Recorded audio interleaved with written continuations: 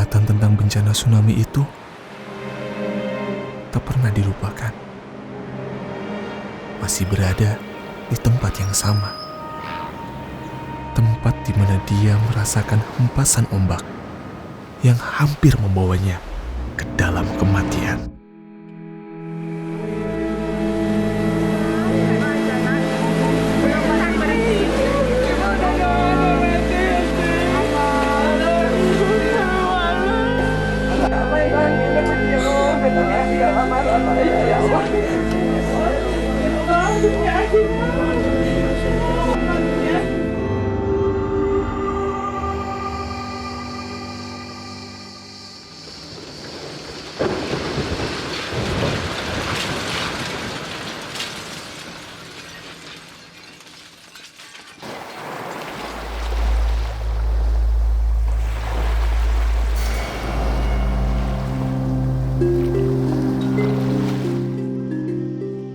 Masih membekas luka tahun 2018.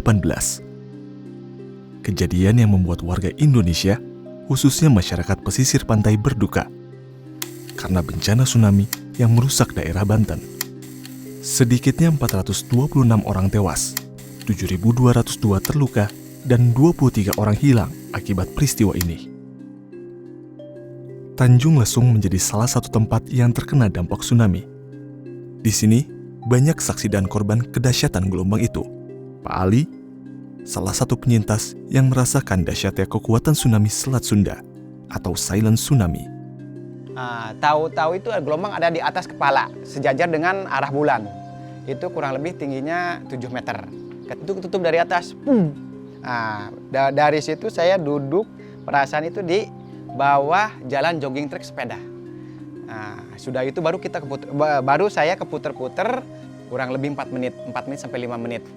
Untuk keputer-puter gelombang itu udah berbenturan dengan batu karang yang besar, yang kecil, terus berbenturan dengan kayu. Dari situ udah masuk ke kayu, soalnya kan di belakangnya itu kan hutan, di sela-sela antara beach club dengan resort. Saya masuknya ke semak-semak hutan yang kayunya besar-besar. Di situ ada kayu yang tumbang, tapi posisinya adanya di dalam air. Saya nyangkut di kayu yang 2 ranting seperti begini nih ya, kita nempel. Jadi posisi badan saya itu seperti plastik ketika hanyut di kali. Itu kalau misalnya mau lepas susah banget. Saat gelombang tinggi datang, Pak Ali berada di tengah-tengah antara resort dan cottage. Lalu dia terlempar ke dalam hutan sejauh 500 meter. Ini jalan jogging trek ATV dan sepeda yang dari resort mau outer spot ke beach club, Thalassa Beach Club Tanjung Lesung. Ini yang bekas puing-puing waktu kejadian tsunami itu seperti begini nih. Ini sisa-sisa puing-puingnya nih. Seperti begini.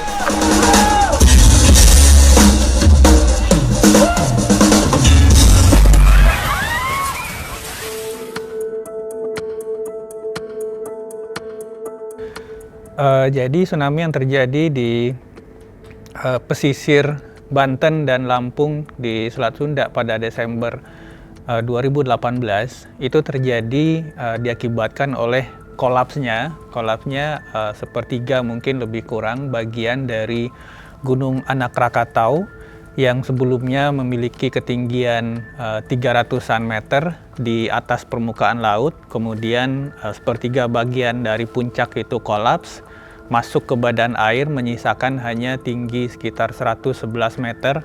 Nah, bagian dari volume kolaps masuk ke badan air inilah yang kemudian mengakibatkan riak yang menjadi pemicu dari tsunami.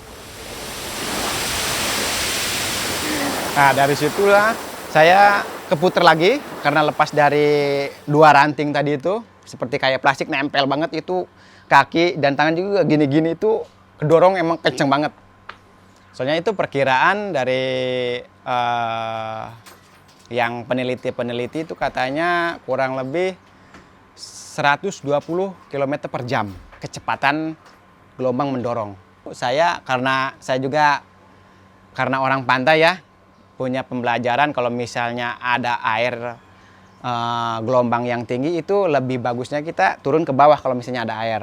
Itu biar putaran badan kita itu nggak terlalu keputar-putar sama gelombang. Saya turun ke bawah. Walaupun banyak ranting, banyak apa, yang penting saya nggak hanyut lagi ke lebih jauh, banyak yang lebih ranting yang lebih besar. Ngerinya takut saya nyangkut ke ranting, posisi badan kebalik. Membelakangi kita itu ranting. Kita bisa patah untuk punggung ya. Kecepatan rambat suatu kejadian tsunami diperkirakan setara dengan pesawat jet, yaitu sekitar 500-700 km per jam.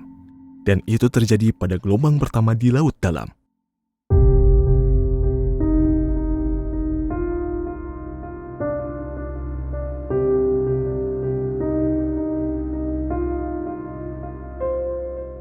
Pulau Rakata memiliki jarak terdekat dengan anak Krakatau 5,3 km, yang berarti pulau terdekat yang merasakan impact gelombang pertama.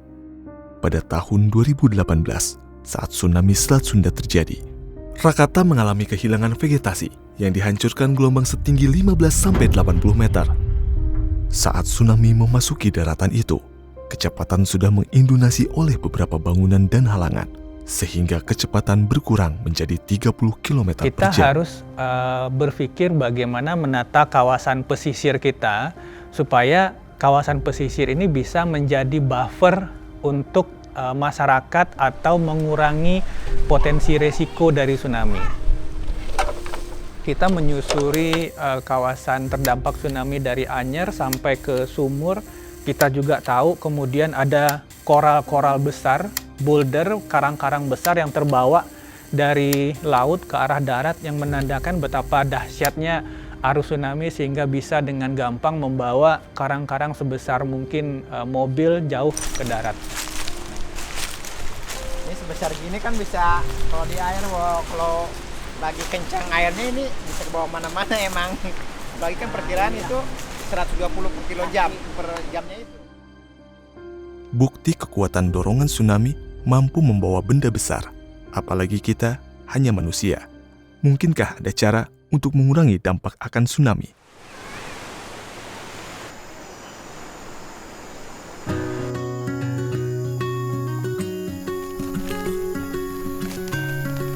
Pak Ramli merupakan warga daerah Taman Jaya yang mengembangkan bibit dan menanam pohon untuk mitigasi bencana tsunami di beberapa daerah, termasuk Banten.